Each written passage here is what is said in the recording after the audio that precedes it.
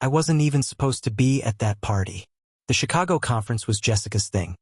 A high-profile annual summit for her company, wrapped up with a swanky corporate party at one of those glass and steel hotels that looks more like a futuristic showroom than a place humans should ever sleep.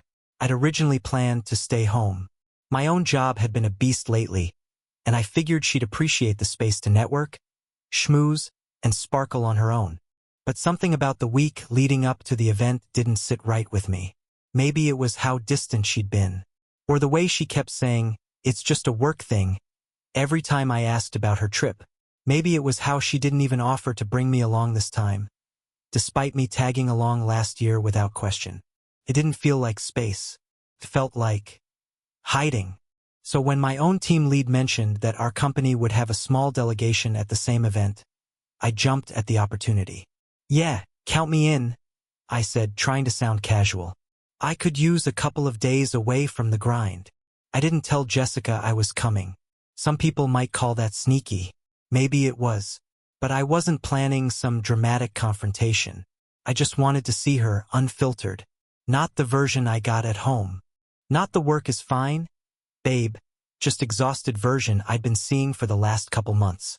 I missed the real her, the woman I married. The one who used to light up when she talked about her day. Not shrink behind one-word answers and a screen she always placed face down. So I flew into Chicago late that Friday, checked into a different hotel, and showed up at the event with my conference badge tucked neatly under my blazer. I figured I'd grab a drink, float around for a while, and eventually run into her. Give her a little shock, maybe even make her laugh. I imagined her lighting up when she saw me, throwing her arms around me in surprise. That's what I pictured. That's not what happened. I arrived just before 7 o'clock. The event was in full swing, soft jazz humming through ceiling speakers, waiters gliding between groups with champagne flutes, and that typical low buzz of corporate small talk layered over everything. I didn't see Jessica at first, so I stepped out into the hallway near the elevators, hoping to catch her as people filtered in. That's when I saw them. She was standing just outside the elevator bay, her arms wrapped tightly around a man I didn't recognize at first. Tall, fit, with a sharp haircut and that too-polished kind of charm.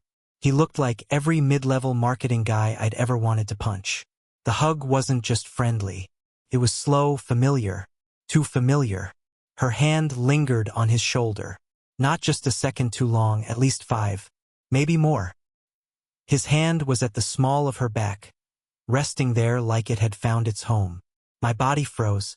It was like my mind was trying to write it off. Coworker's hug, right? Maybe they're close. Maybe I caught a weird angle. But my gut knew better. Even before her eyes met mine, she looked up mid-laugh and spotted me across the hallway. Her whole body flinched. I swear to God, I saw it in real time, the instant her brain shifted into damage control. She pulled away from him like she suddenly remembered how to breathe, gave him a quick tap on the arm, then turned toward me with that overly rehearsed smile I'd started seeing more and more lately. "Ivan," she said, like she hadn't just been clinging to another man like he was gravity itself. "What are you doing here?" She walked toward me, arms open, like nothing had happened. The guy, Ryan, as I'd soon learn, hung back, adjusting his blazer and pretending to scroll on his phone like a high schooler who just got caught flirting with someone else's girlfriend. "I thought you were staying home," Jessica said, looping her arm through mine and giving me a quick kiss on the cheek. "I had a change of plans," I said evenly, trying to keep my voice steady. "Thought I'd surprise you." She laughed. Too loud, too fast. "Well, you did. This is such a fun surprise." She launched into a flood of words after that, talking about her team's Q4 presentation, how great the turnout was, how she couldn't believe how fast the year was flying by. She steered the conversation like she was running for office. But I wasn't listening to the words. I was watching her. The way she kept glancing behind her. The way her smile flickered every time I asked a simple question. The way she introduced Ryan as just one of the guys from the office, without looking either of us in the eye. Ryan, for his part, gave me the kind of handshake you offer someone you've already decided not to respect. Limp, quick. His smirk was polite, but it didn't reach his eyes. He excused himself after barely 60 seconds, muttering something about needing to find his team lead. "Friendly guy," I said, watching him walk away. Jessica gave a quick shrug. He's harmless. Ryan's just kind of a goof, always joking around. Office clown, you know?" Her tone was too casual, like she'd rehearsed that line before. Came too fast. And that hug I saw earlier? That wasn't a joke. We walked into the main ballroom together. She kept her arm looped in mine, but it felt forced now, like she was making sure to perform something for someone watching. She introduced me to a few coworkers, ordered us both drinks, and tried to carry on as if everything was normal. But I couldn't focus, because everything was not normal. Suddenly, a dozen little things started making sense, or rather, not making sense at all. All the late nights, finishing reports. The way her phone never left her side anymore. The new clothes for work, that somehow looked better suited for date nights. The subtle shift in her scent. Not her usual vanilla sandalwood, but something muskier, sharper. I'd asked her about it once. Joked that she smelled like someone else's cologne. She'd laughed it off, saying, "I probably brushed against one of the guys in the elevator. It's always packed." The answer had seemed flimsy at the time. Now it felt like a script. The rest of the night blurred past me. People laughed, drank, and gave speeches filled with buzzwords like synergy and vertical integration. Jessica kept smiling, kept leaning in, kept pretending that everything was fine. But I wasn't really there anymore. I kept thinking back to the moment by the elevator. The way her hand rested on his shoulder. The way his hand cupped her back. The int asterisk Macy in their body language. The way her expression shifted when she saw me. None of it felt like nothing. I wasn't the jealous type. At least I didn't think I was. But I wasn't blind either. Something was wrong. She could say all the right things. Smile at all the right times. But that moment planted a seed. One I couldn't dig out no matter how hard I tried. And from that seed, doubt started to grow. Quiet. Persistent. Hungry. She didn't notice how quiet I'd gotten. Or if she did, she pretended not to. I asked a few questions. Kept the small talk flowing just enough to avoid suspicion. But inside, my stomach was sinking. I wanted to shake it off, to write it off as paranoia or bad timing. But I couldn't. Because deep down, I knew what I'd seen. And once you see something like that, really see it, you can't unsee it. You can try to reason with it. Drown it in logic and hope. But it stays. Like a crack in glass. Small at first. Invisible if you don't look too closely. But spreading. The elevator moment didn't leave my mind. It followed me home like a shadow, hitching a ride back from Chicago, sitting with me in the cab, whispering in my ear on the flight. I tried to dismiss it. I really did. For the first few hours, I chalked it up to me overthinking, to the usual anxiety of relationships that have a few years behind them. But no matter how many rational explanations I tried to pin on it, that hand on his shoulder wouldn't let me go. Jessica slept the entire way back. Head tilted gently against the window, her jacket pulled tight around her like she was closing herself off from the world. Or from me. I watched her for a while, her face relaxed, peaceful even, and tried to convince myself that I was being unfair, that I'd let one uncomfortable glance twist into paranoia, that I should trust her. But it wasn't just the hug. It was everything around it. The pieces had been there for months, scattered, disconnected, but now they were starting to click into place. Not loudly, not all at once, but slowly, quietly, like a puzzle revealing itself whether I wanted it to or not. I remember the first time I noticed her late nights were becoming a pattern. At first, it was just the occasional long evening, the team's behind on a campaign, or client feedback came in last minute. I didn't question it. Jessica was always a hard worker, and marketing jobs aren't known for predictable hours. I even admired her dedication. But then it became routine. 3 nights a week, sometimes 4. And it wasn't just the hours, it was how she came home. Always after 9. Exhausted, but never stressed. Tired, but almost satisfied? That kind of fatigue you get after something you chose to do. Not the kind that comes from being overworked. She'd plop her bag down, give me a quick kiss, and head straight for the shower. And not the usual quick rinse. 20 minutes. Sometimes more. She said she needed to unwind. I didn't push. I didn't want to be that guy, the suspicious, insecure husband who counted minutes in the shower. But I see it now. The space I gave her, it was too easy to disappear into. I started remembering other things too. The clothes. It wasn't just new blouses or office-appropriate heels. There were dresses, tight, elegant, evening style, the kind you don't wear to a budget review or client pitch. I'd see the tags before they vanished into her closet. Sometimes with receipts she tried to accidentally throw out. When I'd ask, she'd brush it off. Just treating myself. Every girl needs to feel a little glam sometimes. Sure. But glam for who? I used to surprise her at work sometimes. Drop off lunch or grab a quick coffee. A little tradition we'd started when she landed the job 3 years ago. But lately, she always had a reason for me not to come. Team meetings. Desks a mess. Not a good day. The last time I tried, she said she'd already eaten and was heading into a brainstorm. I walked past the building anyway on a whim. Through the glass lobby, I saw her sitting at the cafe downstairs. Alone. On her phone. Smiling. But not at the screen. At whoever was on the other end of the line. I didn't go in. I told myself it didn't mean anything. Maybe she finished early. Maybe she needed a minute to decompress.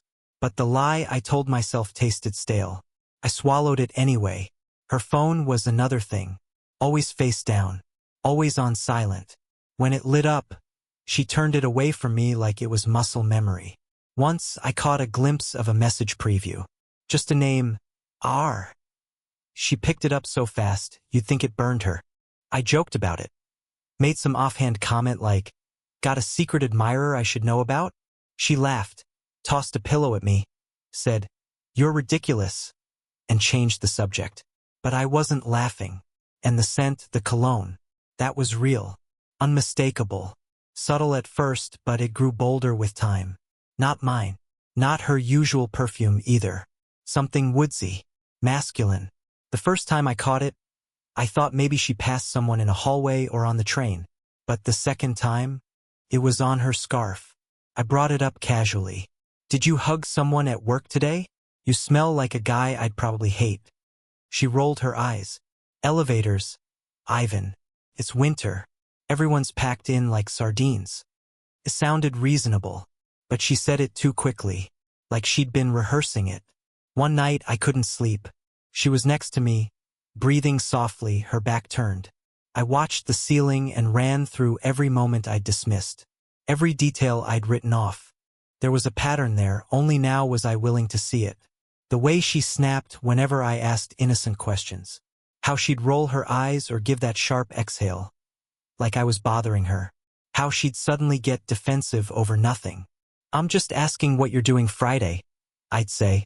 Do I need to check in with you for every little thing? She'd shoot back. No, of course not. But wasn't that the point of marriage? Not control, just inclusion. Connection. But she'd stopped looping me in. Stopped letting me into the small moments. And I had let it slide. Over and over. Until now. Now I couldn't unsee the way she looked at Ryan. The hesitation in her voice when she introduced us. The sudden formality, calling him just a coworker. Like she was reading from a script written in real time. And his face. That cocky, detached smirk. The way he didn't even try to make an impression. Like he didn't see me as competition. Or worse, didn't see me at all. I started wondering how often they worked late together. How many of those urgent campaigns they were alone for. How many of those showers were about rinsing off guilt, not stress. Every time I opened my mouth to ask, I stopped myself. Because what would I say? Hey, remember that hug you gave a guy 2 days ago? I'm spiraling about it. No, that would only push her away faster. Make me look paranoid. So I said nothing. But I watched. Closely. A few nights after we returned from Chicago, I tested the waters. Remember Ryan? I asked casually as we sat on the couch. From the party? She didn't look up from her laptop. Yeah, what about him? He seems interesting. That made her pause. Barely. A half second. She tilted her head slightly. He's a good guy. Bit of a goofball. Why? I shrugged. Just curious. Didn't really get to talk to him. She nodded, eyes back on her screen. You're overthinking. I didn't say I was thinking anything, I replied. She didn't answer, just kept typing. But her face was tighter, her jaw clenched. I sat there, pretending to scroll my phone, while a part of me screamed inside. Ask her. Just ask her. But I didn't. Not yet. Because once you cross that line, once you put the question into the air, the world changes. You can't go back to pretending everything's fine. And maybe I wasn't ready for that. Not yet. But the doubts were growing louder. They weren't just questions anymore. They were memories, rewritten in real time, repainted under suspicion. And they were starting to blur into something I couldn't ignore. I wish I could say the truth hit me like a freight train. Something fast, loud, sudden. But it didn't. Came quietly, almost gently. And that's what made it worse. We were back in Chicago again, 2 weeks after the first party. Another corporate event, this time an even larger gathering. Regional divisions, interdepartmental networking, the whole works. Jessica had to be there, of course. She told me well in advance. Gave all the details. Even invited me to come along this time. A guilt move, maybe. Or maybe she really believed everything was under control. Either way, I said yes. I wanted to see her world again. The world that had started to feel like it didn't include me anymore. The event was held at a high-rise venue on Michigan Avenue. Floor-to-ceiling windows, live jazz, bartenders in vests. It was the kind of party that looked great on Instagram, where everything seemed perfect at a glance. And yet, all I could feel was a low hum of dread under my skin. Like I already knew something was going to happen. Jessica was in her element. Laughing, chatting, effortlessly charming. She wore a navy blue dress I hadn't seen before.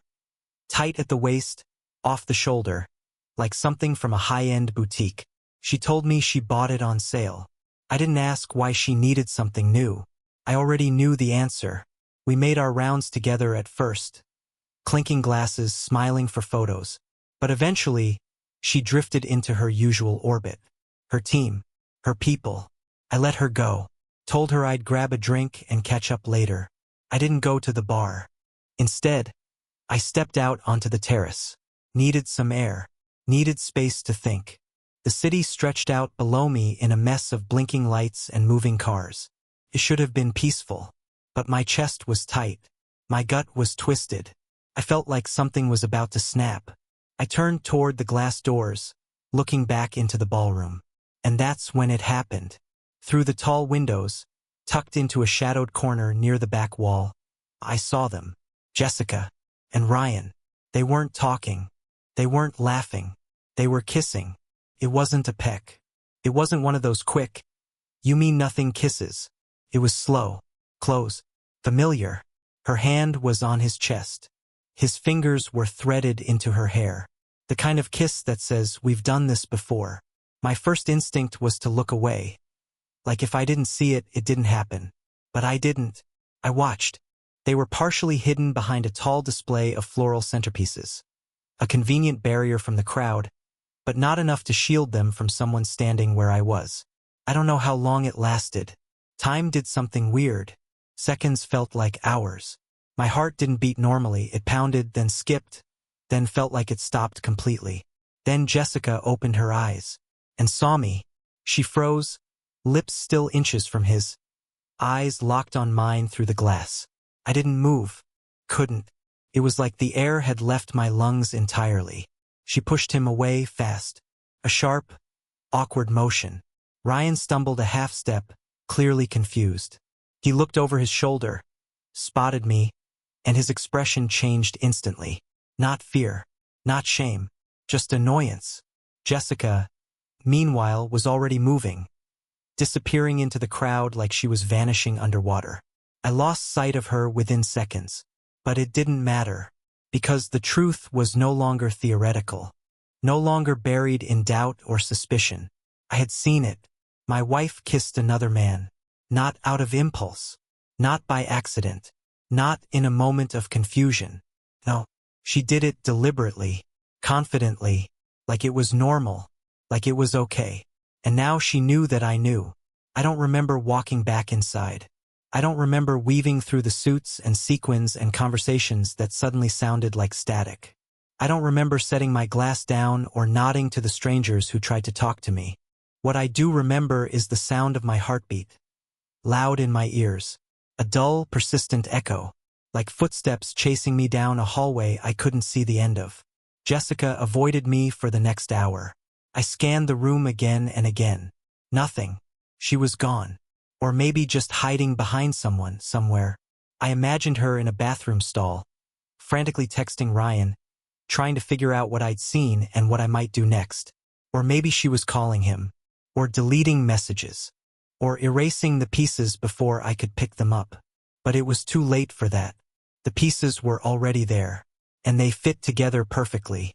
I found her near the exit eventually, talking to a woman from her department, laughing again like nothing had happened. But I saw the stiffness in her posture, the way her hand gripped her clutch a little too tight, the way she refused to look directly at me. She knew the moment was coming. So did I. But I didn't approach her yet. Not there. Not with everyone watching. I didn't want to give her the show she was probably dreading. I didn't want to yell or cause a scene or give anyone something to gossip about on the Monday call. No. I wanted the truth. Alone. Without the safety of an audience or the buffer of small talk.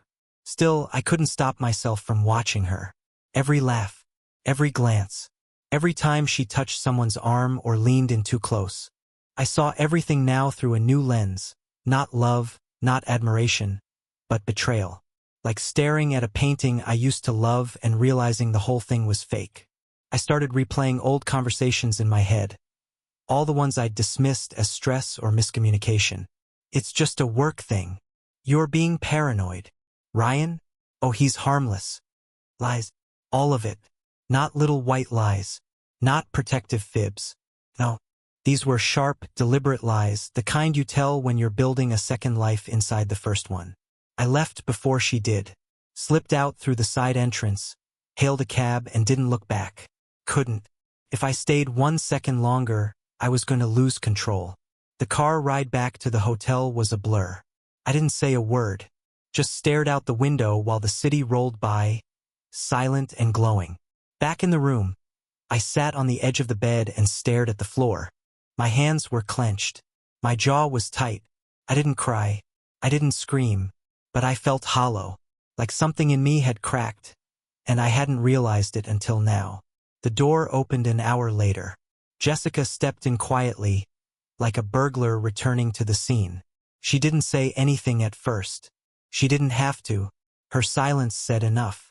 She stood by the door, still in that navy blue dress, still wearing the same lipstick I'd seen smeared on his mouth. I looked up at her. She looked back at me. And for a moment we just stood there. Two people who used to be everything to each other, now strangers sharing a room and a memory neither of us could undo. The silence between us that night wasn't just awkward. It was alive. It moved. It breathed. It settled into the hotel room like a third presence, filling every inch of air between Jessica and me. She stood by the door, still dressed in that perfect navy gown, clutching her purse like a lifeline. I sat at the edge of the bed, barely able to look at her. She opened her mouth once. Maybe to say something, maybe just to breathe, but no sound came out. And I didn't help her. I wasn't about to offer her an out. Not this time.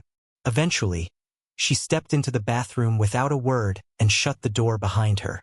I listened to the quiet hum of the vent and the slow click of makeup bottles being returned to the sink. I don't know why I waited. Maybe some buried instinct to allow her the dignity of not seeing me broken. But broken is exactly what I was. I didn't sleep that night. Not a second. I just stared at the ceiling, counting each breath like it was a step toward surviving the next day. And then morning came and we went back. Back to the second half of the conference. Back into the same building where my life had just been split in two. Jessica dressed like nothing had happened. Hair curled, makeup flawless. I could still see the lipstick from the night before, or maybe it was just the ghost of it. I couldn't stop looking. She acted like we were fine.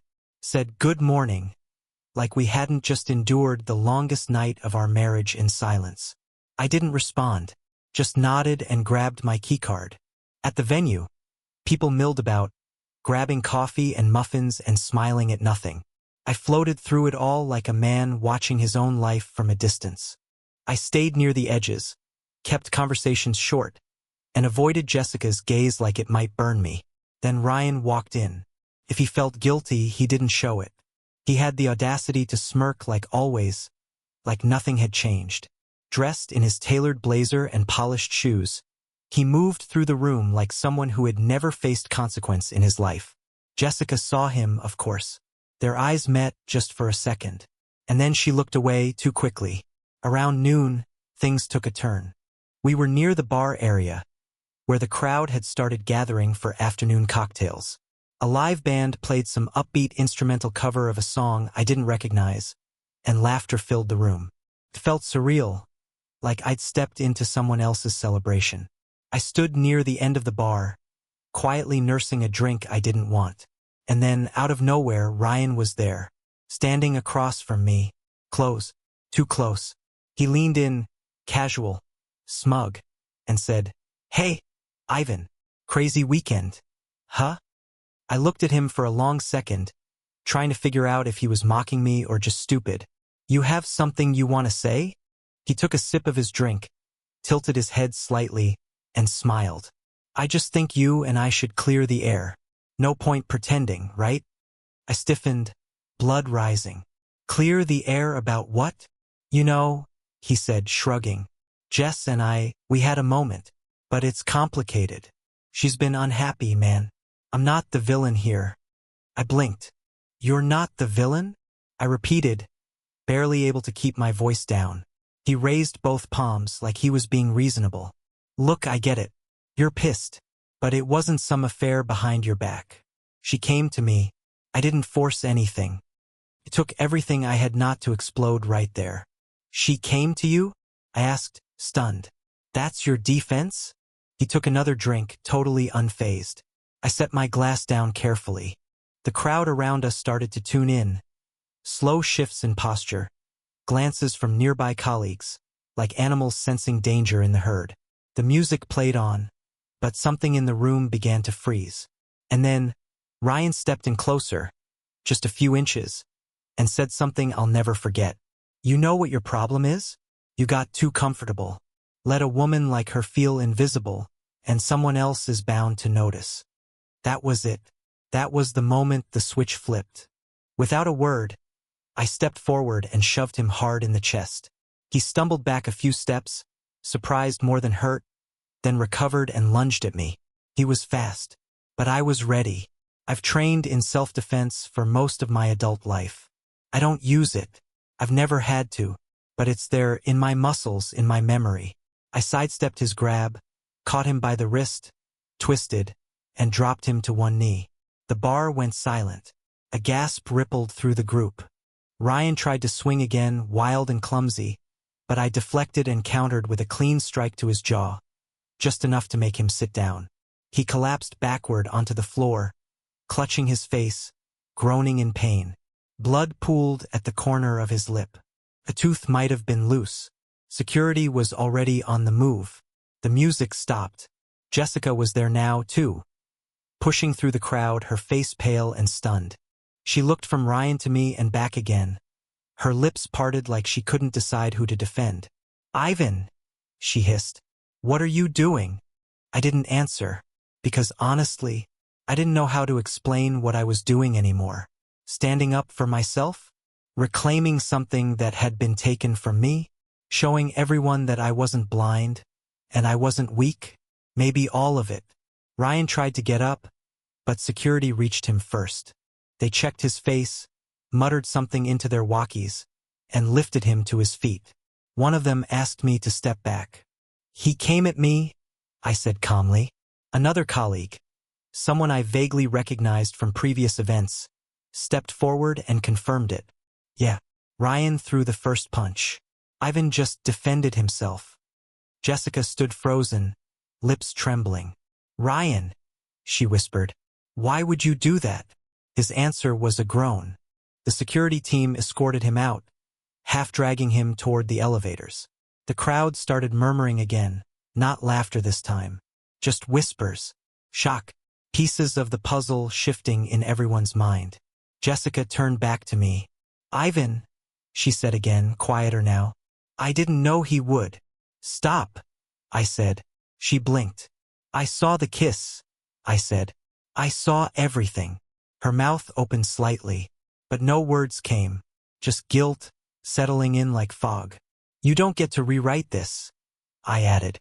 "Not here. Not now." I walked away before she could speak again. I didn't want to hear the excuses. Not yet. Not in front of all these people who had just witnessed my world collapse and my reaction to it. The party was over. Not just the one in that ballroom. The one in my life. The one where I believed we were okay. Where I believed she was mine, and I was hers, and nothing had slipped through the cracks. That illusion shattered the second I saw her kiss another man. But now everyone knew, and there was no going back. The party never really recovered. You could feel it, the way the energy drained out of the room, like someone had pulled the plug. Conversations dimmed. The music returned, but it didn't matter. People still held their drinks, but no one really sipped them. Laughter gave way to murmurs. I could see it in their eyes. Everyone pretending not to look, not to whisper. But they were all doing it. About me. About Jessica. About Ryan. Especially Ryan. Security had taken him out through the rear elevators. I overheard one of the managers say he was being escorted all the way to the lobby to prevent further disruption. I didn't expect anything less. He didn't even fight it. Just kept his head low, dabbing his busted lip with a napkin, refusing to make eye contact with anyone. I stayed at the bar for a few more minutes, silently watching it unfold. Someone approached me. A woman from accounting, I think. I didn't catch her name. She leaned in and said, "I'm glad you did it. No one ever calls that guy out." I raised an eyebrow. "You know him?" She nodded. "Unfortunately." And then she just walked away, like she'd said enough. Stuck with me, because for months Jessica had framed Ryan as a joke. Harmless, awkward, just a guy who got carried away in brainstorms. But now people were talking about him like he'd always been a problem. Like the only surprise was that it took this long for someone to push back. By the end of the night, rumors were circulating faster than the drinks. Some said Ryan had tried to punch me. Others said I'd confronted him over a long-standing affair. A few whispered that Jessica had been caught cheating. Every version had its own spin, but at the center of all of them was the same truth. Something had gone very, very wrong, and it couldn't be hidden anymore. Jessica was nowhere to be seen. After our brief exchange near the bar, she vanished. Whether she was hiding in a bathroom or crying in a hallway somewhere, I didn't know, and I didn't care. I didn't follow her. I didn't need more lies. Instead, I went back to our hotel room, packed my things in silence, and checked into another room across the building. I texted her a single line. "I need space. Don't come find me." She didn't respond. Not that night, anyway. The next morning, things escalated. At breakfast, I sat alone at a quiet table near the windows. A few people from the conference passed by, nodding politely, awkwardly. One man, someone from logistics, stopped to say, "I'm sorry you had to go through that. That guy's been crossing lines for a while." That word again. Lines. Plural. I asked what he meant, and after glancing around, he said, "You didn't hear it from me, but HR's had complaints about him before. Nothing formal, he's good at skirting the edges. But the women on his team, yeah, they talk." Before I could press further, he patted my shoulder and left. It was strange. All this time, I'd imagined Ryan as this one-off mistake. A moment of stupidity. A kiss in the dark. But now, felt bigger, older. Like Jessica wasn't the first, just the latest. By noon, the company's leadership was involved. I saw two managers pulling aside security staff. Someone else was on the phone in the corner, voice hushed and urgent. A few execs had gathered in one of the side lounges, looking equal parts concerned and furious. It was clear the night's events had made their way up the ladder fast. And then, something unexpected happened. A woman, early 30s, dark blazer, professional but clearly nervous, approached me near the coffee station. "Are you Ivan?" I nodded. "I wanted to say, thank you," she said, "for what you did last night." I gave her a confused look. "You mean the fight?" She shook her head. "No, for not letting him get away with it." Her name was Rachel. She worked 2 floors down from Jessica. She told me that last year, Ryan had mentored her during a cross-team project. It started professional but quickly turned not. Messages that veered off topic. Comments about her clothes. Invitations to grab drinks and talk strategy. She'd reported it once, quietly, but HR said it was non-actionable. No witnesses, no proof. But now that this happened, she said, they're finally listening. She wasn't the only one. Over the next few hours, more stories came out. Whispers became conversations. Conversations turned into statements. People started forwarding **TS. A few brave employees approached HR directly, referencing what had happened the night before. One woman had kept a folder of messages, not explicit, but persistent. Another shared photos Ryan had taken of her at a hotel bar during a retreat, without consent. And someone I never found out who submitted footage from the party itself. A blurry clip from a phone, just a few seconds, showing Ryan and Jessica kissing near the floral display. It was short but damning. Suddenly, it wasn't just gossip. It was evidence. By late afternoon, Ryan's name was removed from the online employee directory. People noticed. Someone said they'd seen him leaving the building, escorted by a member of the security team and a senior director. He didn't come back. I never saw him again. Jessica, meanwhile, became the eye of a quiet storm. People whispered about her. Yes, but it wasn't the venom I expected. Maybe it was because she'd been around longer. Or maybe it was because people sensed there was more to the story.